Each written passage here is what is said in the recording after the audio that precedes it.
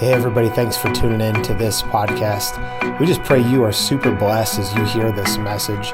We know it's going to inspire you and equip you and help you in your life and in your family and in your marriage. So be blessed and encouraged as you hear the word today.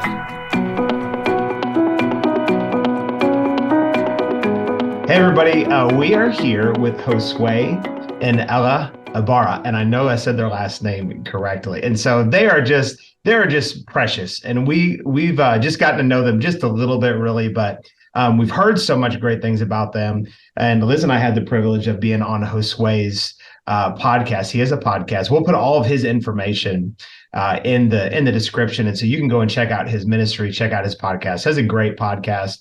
And guys, we're so glad to have you on here with us. This is a real treat. Oh, well, thank you. We're super honored. And man, we had such a fun time with you guys in our last interview. So I know we'll have just as much fun with this as well. Yeah, absolutely. And so we've got some things that we just want to talk to you guys about and draw the wisdom that you have. So you guys are in a unique position in the sense that you are newly married and you have a lot of wisdom. And so we've been hunting for a couple just like you to bring on our podcast. And because for Liz and I, we're not that old, but we've been together for a long time. We've been married, be 19 years this year. And so being freshly married, we're not really there, but you guys are. And you just have such a grace on you.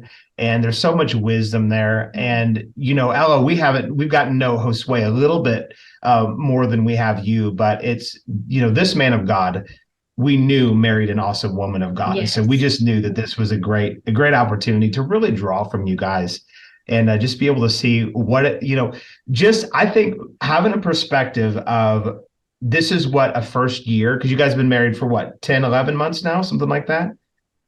10 months. 10 months. Okay. Yeah. And I think being able to have just a perspective of this is maybe what an ideal marriage could look like. And I'm saying that in faith because I don't know all the ins and outs. Liz and I, we don't have the privilege of sitting down and having dinner with you 2 nights a week. So we don't know all of the details of your marriage, but we just know it's really, really solid. And so I think you guys are going to have a tremendous amount to be able to, to share with us. And so kind of to get going, we want to ask you this question. It could lead into some great conversation. It might just be a little bit fun, but what's the most endearing quality that you found in the other one? I'll let you go first, Ben. Okay. I would say just Josue is always bringing home like random like flowers and chocolates and like fun stuff. He's doing fun little stuff for no reason. Okay, Ella, we're gonna need you to stop right there. Okay, because no, I'm just kidding. Continue on, please. No, but I think it's just the little things. It's the keeping the fun alive. That's good. That's what I really appreciate about Josue. Doing date nights, doing like the little gestures. Like yesterday, I was just waking up and he's like, I got breakfast ready for you. So it's the little things that he just keeps doing. It didn't stop when we got married, and not for any special occasion, just because. And I think that's the best thing. Oh, too sweet. All right, we're going to have to go get a cup of water, guys. Sorry. I'll be back. Listen to Date Night podcast. Yeah, for anybody that's wondering what that reference is, go listen to Date Night podcast. Yeah, so yes.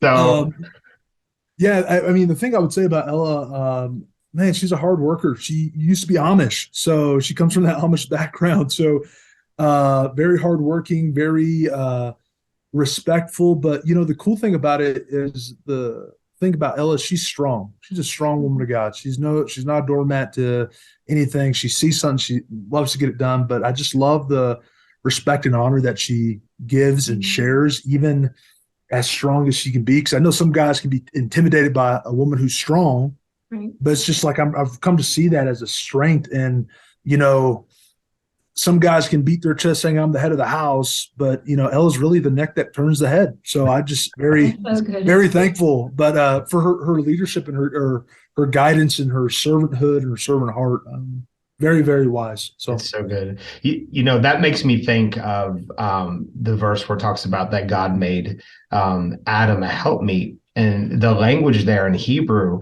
is the same language that talks about how that God helped Israel. Yeah. And so when you think about really what the Lord was saying, he was saying, I'm going to give you somebody, Adam, man, I'm going to give you somebody that has the same ability that I have to help you. And so I've heard that expression before, that's the neck that turns the head. But I know for certain, for me, and Liz and I say this all the time, men are born to lead, but women have intuition that men will never have.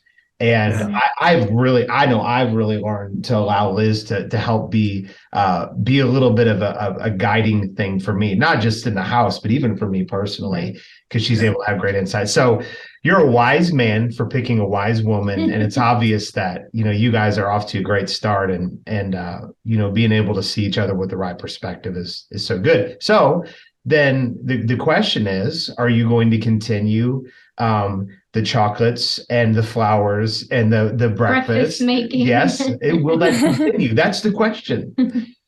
Yeah, I mean, I think we would all want to say yes. That's the thing that, at least for something that my dad really encouraged me. He's like, Josue, guys are real goal oriented. So, the thing that he would always encourage me with is like, once you win your bride, because that's the thing, like when you're in the dating phase, it's like, I got to win. I got to pursue. I'm, everything I can. That's my focus. I've heard the saying, like, girls' brains is like spaghetti and guys is like boxes. Like, yes. Well, we call it waffle brain. Waffle brain, yeah. Yeah.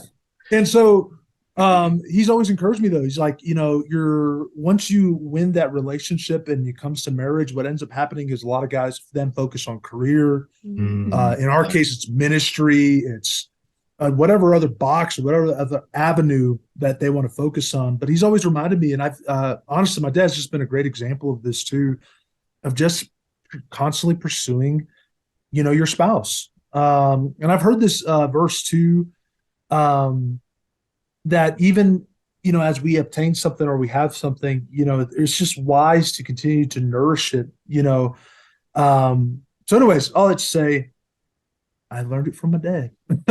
So I want to say yes, I'm going to continue with it. That's so good. I think it's so important, especially starting out young in marriage. You're saying, and then we say this often too, like the pursuit, you should never stop pursuing your spouse. It should be something that is in the forefront of your mind, because and especially like being youngly or newly married, and building a habit and building the intentionality of pursuit is so vital, because it's staying in the forefront. You're going to keep doing it if you keep doing it. Yeah. And I think that's so vital, and healthy marriage and healthy relationships and going forward in life, because life is so busy. It's so busy. And the longer you get married and then you add children and all these other things, and especially in ministry too, it's very easy to be like, okay, my spouse is here. I have them. We're doing good. I'm going to stop pursuing. It's very easy to do that. And it happens so quick, and you don't even know that it happened. So keeping it in the forefront of your mind is so vital. Yeah, that's good. So when you guys, before you guys got married, no doubt people probably gave you thoughts, advice. Josue, I know you have a really tight family. What can you list maybe one or two really strong, maybe you each have your own strong, like, pre-marriage advice. Maybe it came from premarital counseling, or maybe it came from just a friend, family, but some advice that really stuck with you that was kind of proved out to be really helpful. Do you have any advice like that for our listeners? Yeah. I would say the first one that comes to mind is friends of ours, and we just, we were just asking them questions about, and this was before we were married, just like, what can we expect and all this, and just talking to them. Had a really good conversation, but they really just encouraged us that it doesn't have to be as hard as everybody says, because a lot of what we were hearing, and some of this advice was unsolicited as well, but people were just talking about how hard it is. how much work it is, how much, and you never get your time back. You never get to be you again or whatever it is. And that's a lot of what I was hearing. I think we kind of both were hearing that from a lot of people. And Andrew and Emily Jacobs is actually who we talked to, but they were just telling us, like, that's not how it has to be. Like, it doesn't have to be that the second year you get into a bunch of tough whatever, the first year's the hardest, or what everybody's saying, or how it goes. They're like, you can live in your honeymoon phase, or you can live like that, forever. You don't ever have, it doesn't ever have to get old. It doesn't ever have to get hard. It doesn't have to get boring, that type of thing. So I thought that was probably one of the best I heard. Another thing that they said that stuck out to me was just, the reality of it is that you are living with someone, and, you have to see them after the spirit, not after the flesh, because, that's how God sees them. So you have to see them as God sees them, but choose to serve them like God, like God served the children of Israel, because they were a bunch of people going astray. But, you still have to choose to be there, and it can still be easy. It can still be fun, even in that. Yeah. So I thought that was that's so good. I've heard a lot of things like that too from people as far as the part about it being like really difficult and whatever. Mm-hmm. And marriage doesn't have to be that way. I think when you have people that are full of self, it can be really difficult. But it's supposed to be fun. I mean, God created marriage to be enjoyable. And so you guys, it's just so obvious you display that and walk in that so well. And so that's awesome. So Josue, did you have some things that you could add into that? Yeah, actually, it's kind of the same thing. And I was telling all of this, like, I understand where people's hearts were coming from. Yeah. Like, I understand that the heart is probably to inform, not be naive coming into this, right? Because it's not all sunshine and rainbows. So we don't want anyone to misunderstand what we just shared. Like, we're not naive. Obviously, we're going to talk through things. We're going to work through things, but it's our choice if it's going to be joyful, or if it's going to be sorrowful and hard, and again, ultimately, that's the thing. When it becomes challenging, then it's really looking at ourselves as like, man, am I in my flesh, or I'm probably in my flesh. I'm in my feelings. Like, I need to humble myself real quick. And it was so cool. I was telling Ella, it's like Mike and Carrie Pickett, I just so happened to walk by, and they just stopped me and said the exact same thing that Andrew and Emily were telling us, kind of like the night before. It's like, it does not have to be hard. You can enjoy the honeymoon, and the honeymoon does not have to end. And so it's just, we've taken that attitude. Then we're not going to, be naive, but we're also not going to be a part of the naysayers. It's kind of like, the 12 spies, the Joshua and Caleb, they didn't deny that there were giants in the land. They just knew, hey, we are promised, and that land is guaranteed to us. So the fruit is huge. And I just want to encourage those who are listening, the fruit of marriage is huge. It's bountiful. The land is amazing. And there may be giants because you have two different personalities coming together. You have two different backgrounds coming together.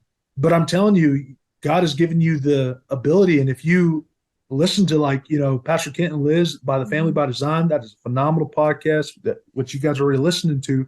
But for anyone who's new, it's a great way to get plugged in and be prepared to face those giants in the land. And so I agree, like that attitude of just saying that, you know what, like, our honeymoon isn't going to end. We're going to enjoy it, and we're going to take our land.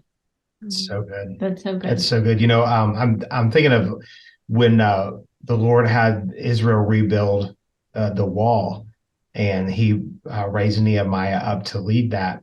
And there's a verse that talks about how that they had a sword in one hand, and then they had their tool in the other hand. And so they were fighting, and they were building at the same time. And I think marriage can be like that. Now, you don't fight with each other, you shouldn't anyways, because that's not where our battle is, not against people.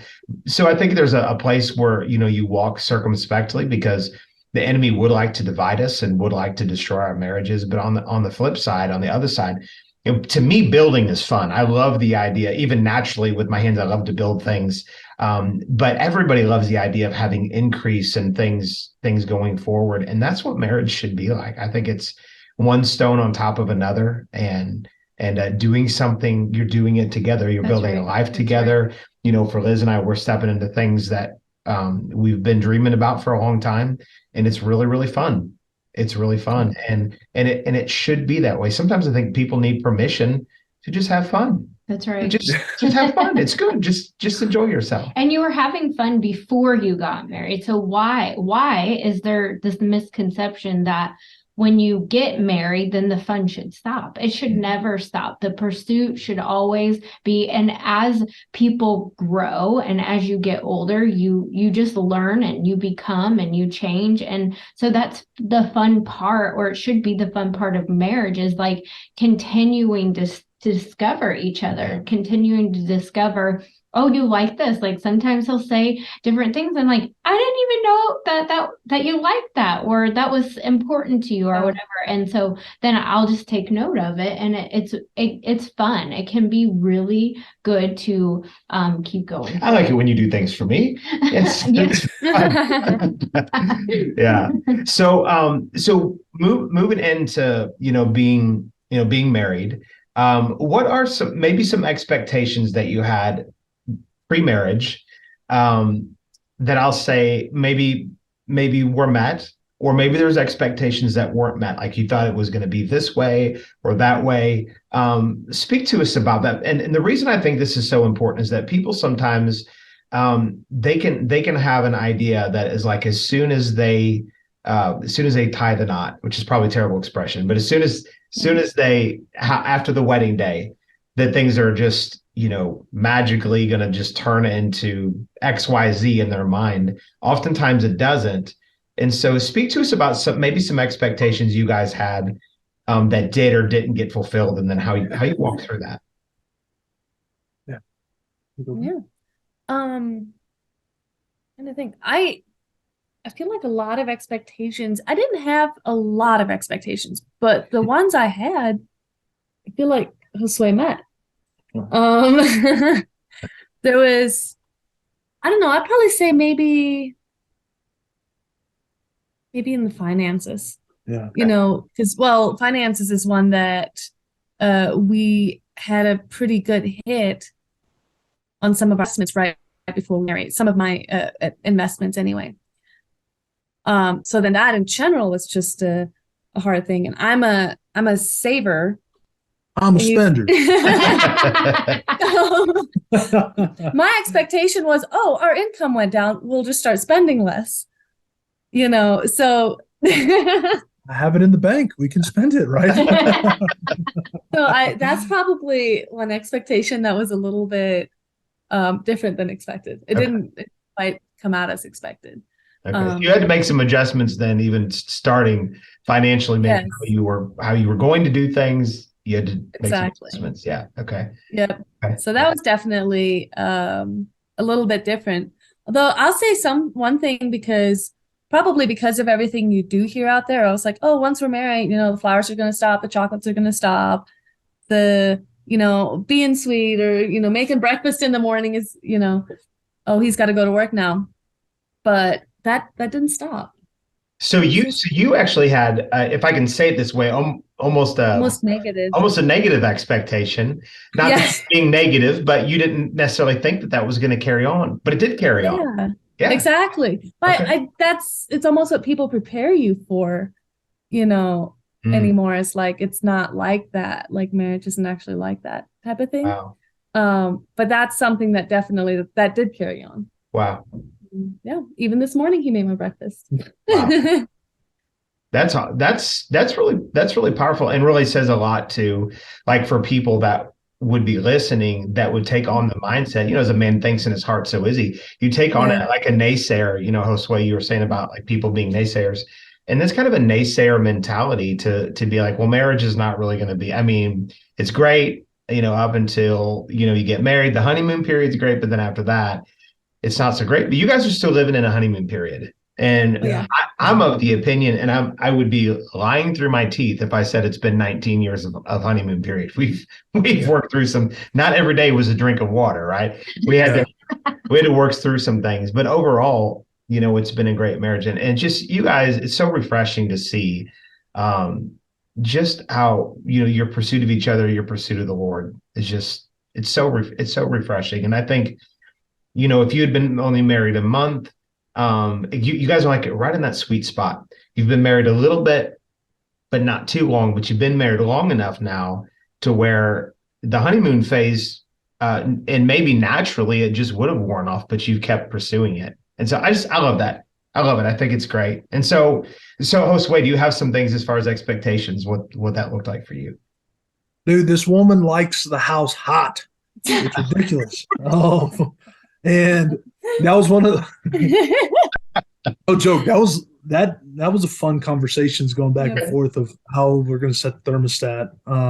It's at a good 70, so I would like it personally at 68, but 70 works. I can rock with 70. Yeah, just wear less clothes, and we're at that time where there's no kids or nothing like that, so we can do that.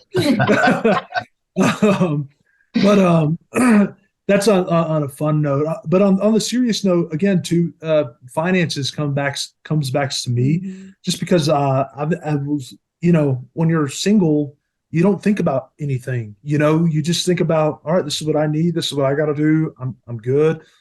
And then when you come and join life with someone, like, you kind of have the idea they're there. I love Mike Tyson. He would always say this. He's like, everyone can be prepared for a fight until you get hit in the jaw. Yeah. So everyone has a plan until they get hit in the jaw. So Sure. It's just like, we've talked about this, through premarital counsel and all this, but until you're actually doing it and walking it, then it's just like, man, I didn't realize this is something I have to grow past, or I have to get a hold on. And, this is kind of leading away from this. So Pastor Camp, feel free to. No, you go for it. It's good. We just want to hear your heart. But like one of the things that when it comes through conversation and talking about expectations, because I think expectations are healthy. I think unrealistic expectations are unhealthy. Yeah. But it's how you conversate about it and how you talk about it. And there are things that for Ella and I, like, and I've told her this one night, I was crying. I was in my feels, and I was just really stressed out. And I was just saying, like, I'm realizing there are some areas of my life where I'm like a tree. You can just hack that tree all you want and it won't hurt it. You just tell me straight, I'm good. But there are other areas in life where I'm realizing I'm a dandelion. Like, hey, and it's not to say don't touch it, but it's touch it with grace and pray for me in this area, because I need to get some healing from the Lord. And in my relationship with God, I need to grow past this. And when it came to finances, that was one of those things where it's just like, man, like, I haven't realized how much me focused I was until, you start living and walking life with someone. And then it's just like talking about how to, kind of the rules of engagement, man, I did a boo-boo here. How do we talk about that? Because if there's clothes hanging around, you can tell me, dude, pick up your clothes. Yes, ma'am. Easy. Gotcha. Hey, you spent this. What do you mean? Yeah, of course. Then it's like, man, how do we operate and engage in those kind of conversations? So all that to say, to come back to your original question of expectations, that was one of those things that was something new for me to walk in, and I'm thankful.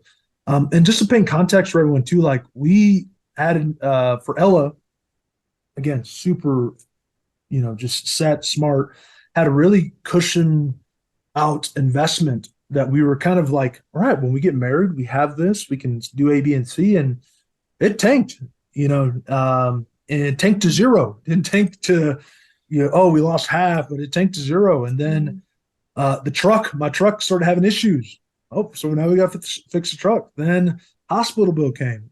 Oh, man. And, then taxes hit us in the nose too. And then it's just like, man, so we have to work through this. We have to walk through our different mindset, talk it out together. There are times where it's like, man, give me a minute. I need to just go talk to the Lord and get my heart right, And really, it was just Josue just needed to humble himself and then come back and re-engage. And then we find a plan of action. And man, I'm thankful because that happened the first couple months in. Well, the tank happened before we got married. But man, as we started walking it out, I'm so thankful that we just, Ella was gracious towards me. She was patient when I said, "Hey, I need to go just get my heart right." Because now we're at a really good place, and I'm thankful. Just got another promotion at work at Karis, and it's phenomenal. I'm thankful. We have other things that are coming in. Ella just started her business, and God gave us a cool revelation even about that. Anyways, a lot of good things are looking forward in these last 10 months. Yeah. But the first couple, like that was one of those expectations that we really had to work through. Yeah, that's such a powerful testimony about how you work through that. Yeah. And I think that that's a really key. And, just going back and bringing yourself to a place of humility, which Josue, you really, highlighted that in that whole section there, that you had to come back and humble yourself.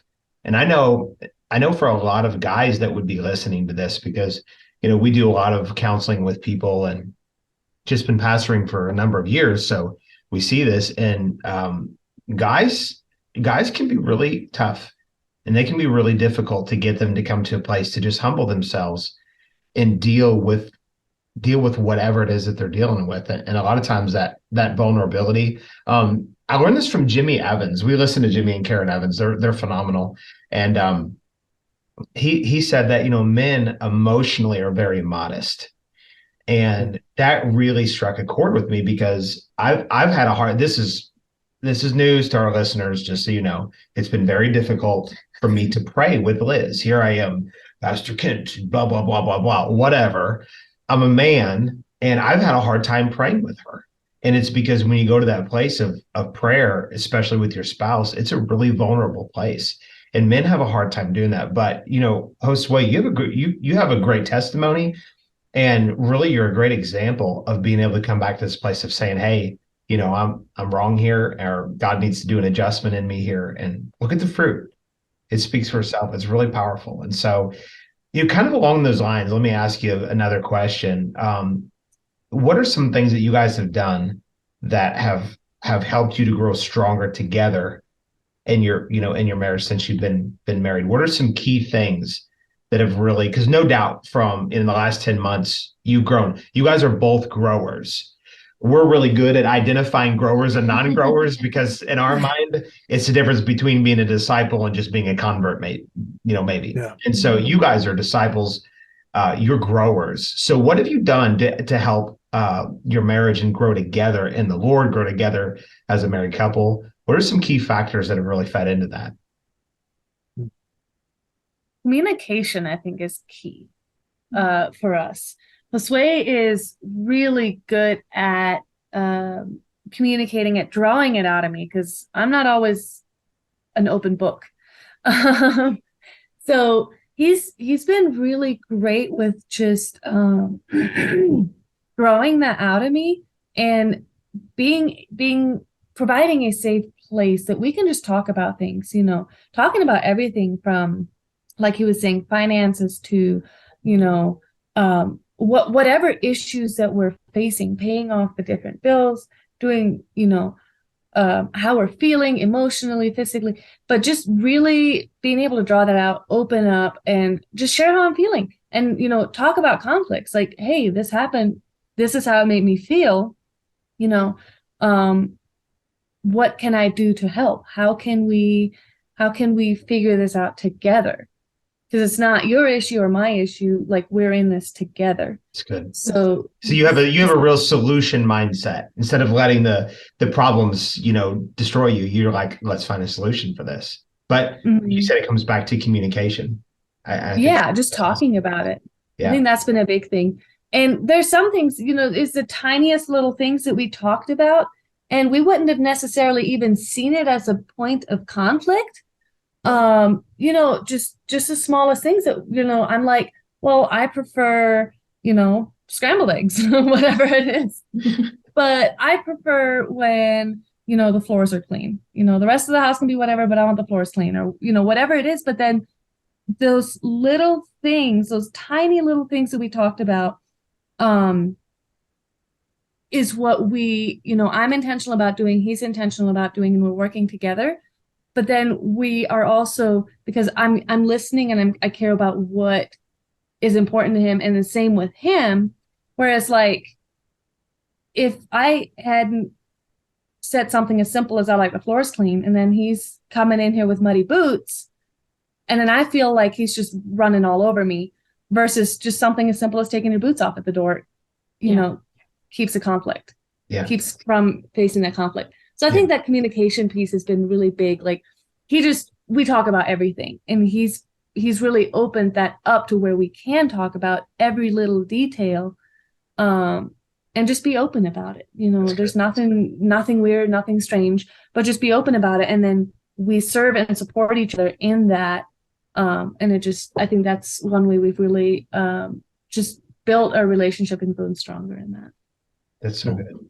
Yeah, I think that is so powerful, communicating about those little pieces, especially when you're newly married. Well, and throughout all of marriage, because it is those little bitty foxes that spoil the vine. It's those little bitty things of even you saying like, you like the floor clean. And so it could feel very personal if we let it, of you're doing this to me on purpose to make me feel bad, when in all reality, I never communicated. I like clean floors and it makes me feel better. And with that simple little piece of communication, you've eliminated what could have become a root of bitterness that started. And so I love that communication. Communication is king, and you can't communicate about anything that is too small.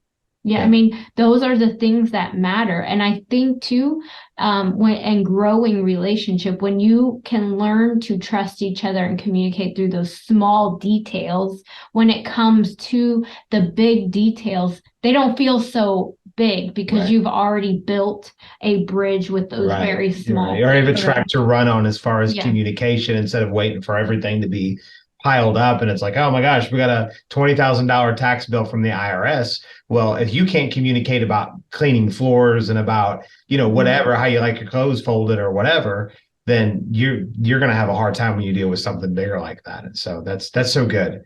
So good. So Josue, you got something you want to chime in with that too? Yeah, I think I've heard this saying before, and it's something that I've just kept in mind in that conversation and communication, is growing in trust. Because trust is the 3 T's. If you can have trust, you'll have transparency. If you'll have transparency, you'll have truth. So you can't have truth without transparency. You can't have transparency without trust. So it's just, knowing that Ella's, we're for each other. And Ella's seen, the great things about me. She's seen the things not so great about me.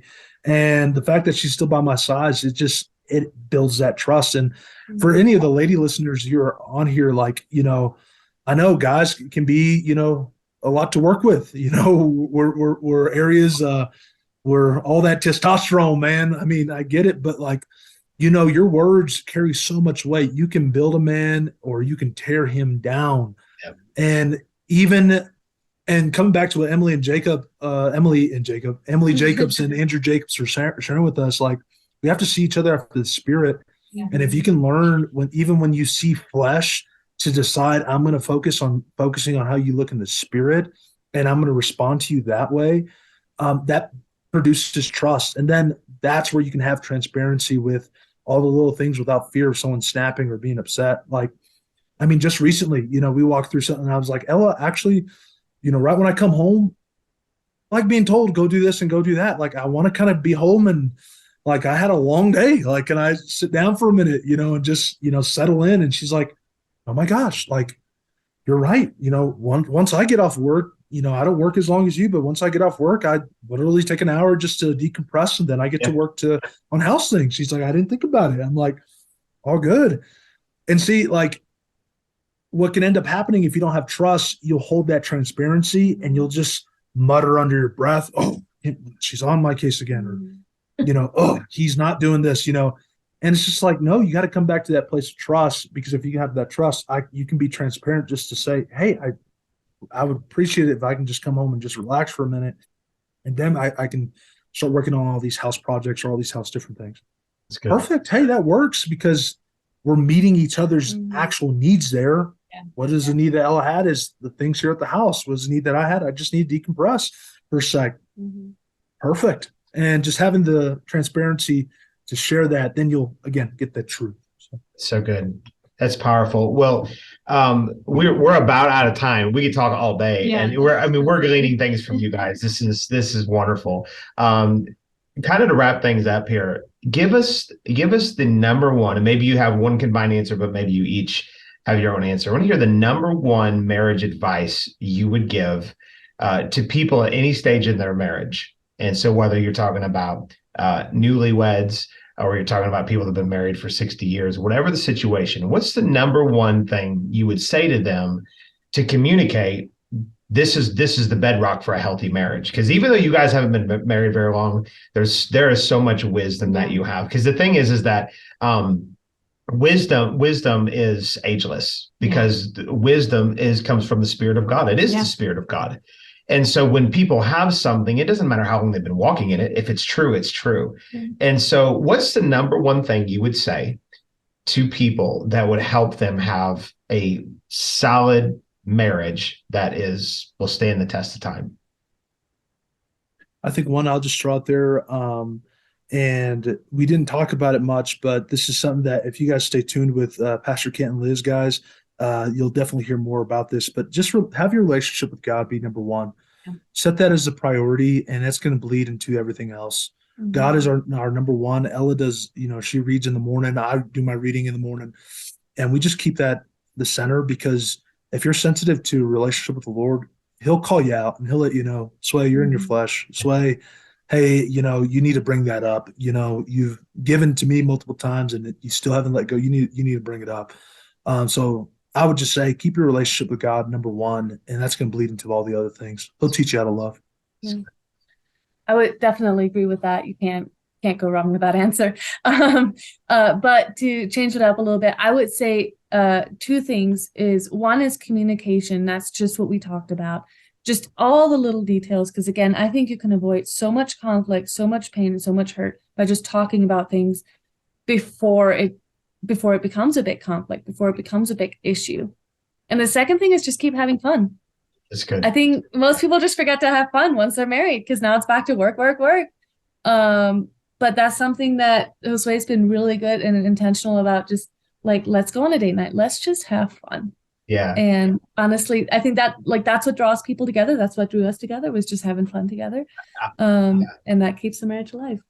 Honestly, if I was going to pick a top three, you guys basically listed three things there. We probably would pick those top three. I mean, you were dead on. And just kind of to close this, I listened to a minister years ago, and he had this woman that came up to him in a prayer line, and she said something like, pray for me to have a husband. I want to get married. And he said, and this guy's brash. I mean, he said, well, first of all, you're no fun, and so no guy's going to want to marry you. So I was like, whoa. So are you fun? Yeah, are you fun? That probably wasn't grace and truth combined together, but it was true. It was true. And I think that when they get married, and even sometimes before they get married, and people have to learn how to have fun, and they need to stay having fun. God designed us for enjoyment. We're supposed to enjoy our lives. And your spouse, we're supposed to add something to each other. It's not supposed to be this big, huge drain. So I love that. I love the idea of having fun. And so, amen. We're going to go have some fun today. Amen. All right. So we are too.